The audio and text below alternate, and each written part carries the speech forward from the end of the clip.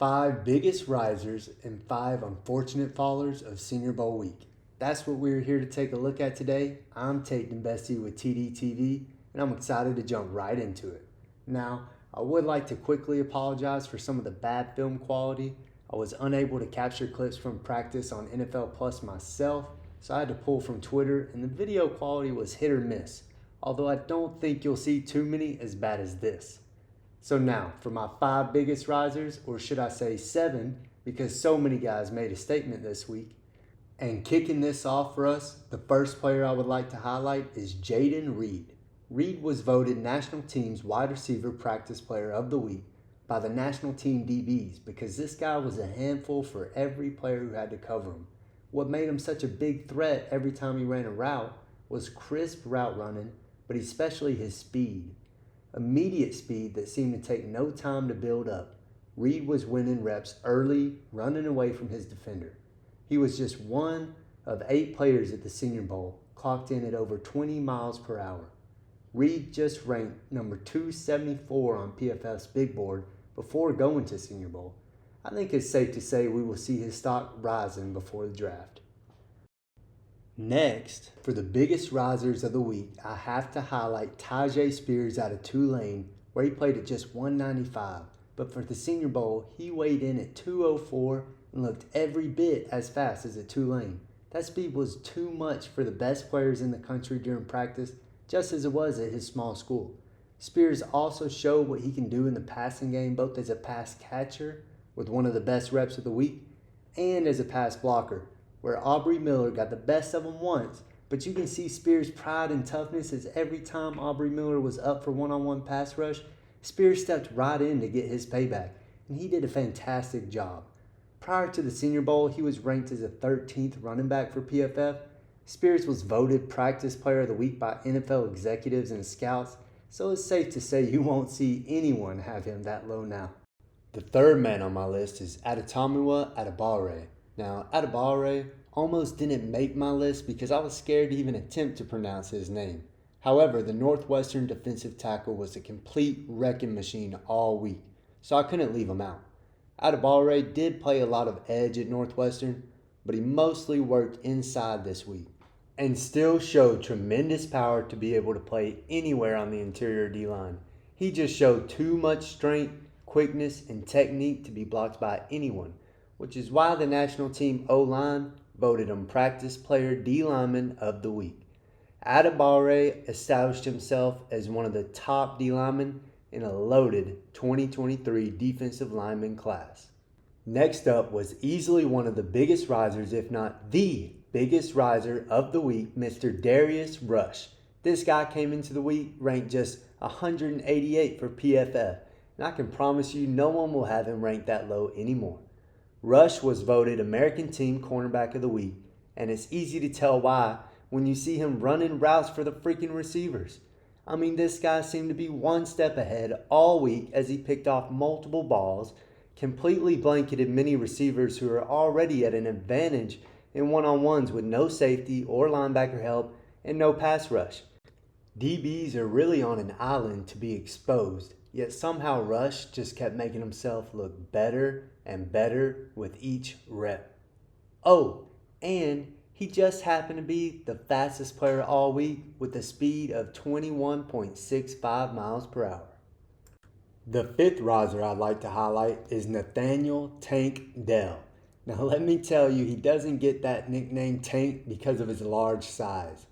Dell weighs just 163 pounds, which right away will remove him from some teams' draft boards. But he should be rising up most boards, especially after his standout week where Tank Dell was unguardable. He is just silky smooth in his routes and way too quick for anyone to stick with him on his breaks, or even get a good press on him, as he smoked most people right off the line. I don't want to worry too much about that size when no one's really touching this guy. At the Senior Bowl, Dell did well to stand out in a somewhat weak wide receiver class of 2023.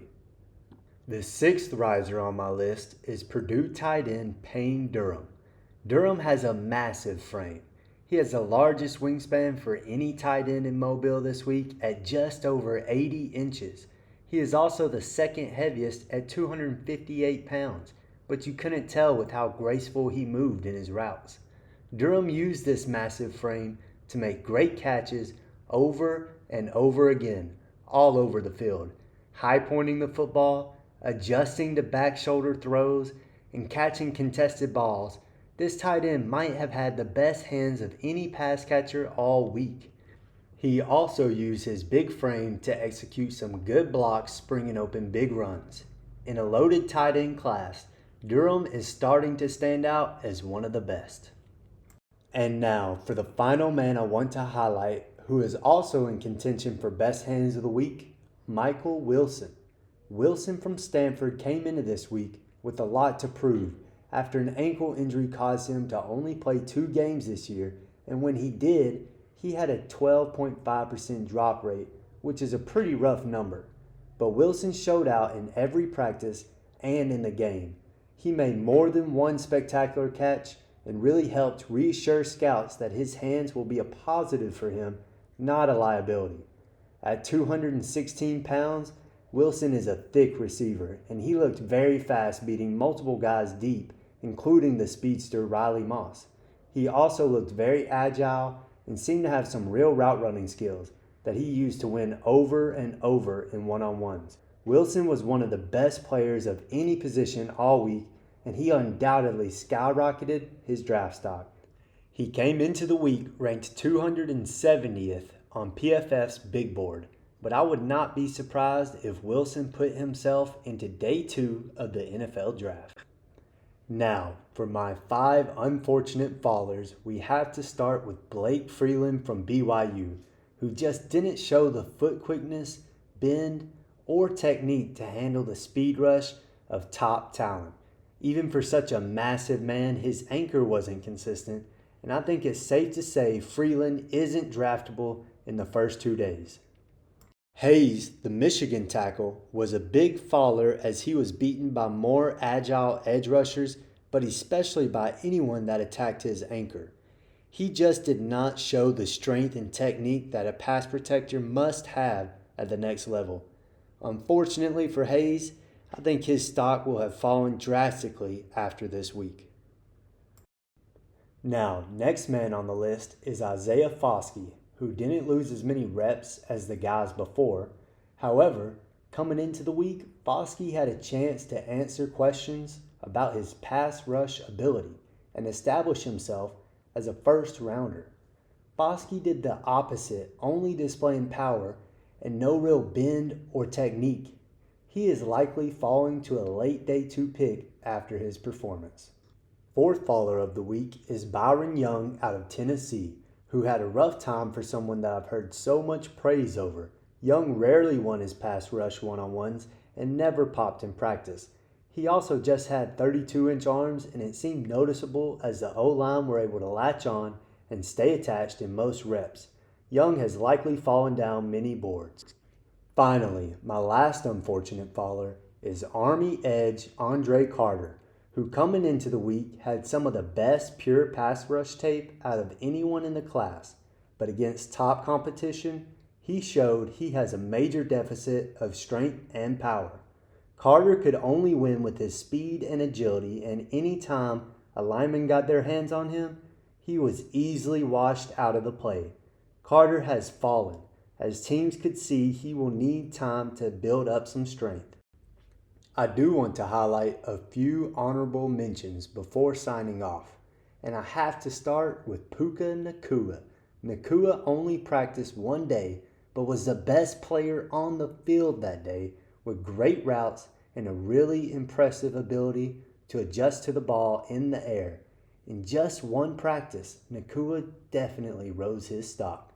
Next on honorable mentions, Ivan Pace Jr., who was named National Team Linebacker of the Week, and I think it has something to do with the fact that he was completely unblockable in one-on-ones. Even linemen struggled at times with his incredible block destruction. Next man I have to give a shout out to is Dontavian Wicks, who was the American Team Wide Receiver Practice Player of the Week. He looked smooth in and out of breaks, with his crisp route running that completely left a defender off screen in a stop and go, and his trusty hands, he likely boosted his draft stock way up this week.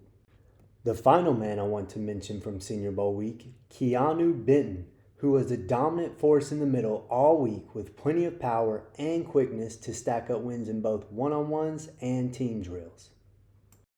Now there's plenty more I could show you. So many guys had a great week and really helped their draft stock, but I think this is a good place to end it. If you liked this video, please like and subscribe to my page. This is my first video, and within a week I plan to bring you my second, which will be the top 20 NFL draft prospects pre-combine.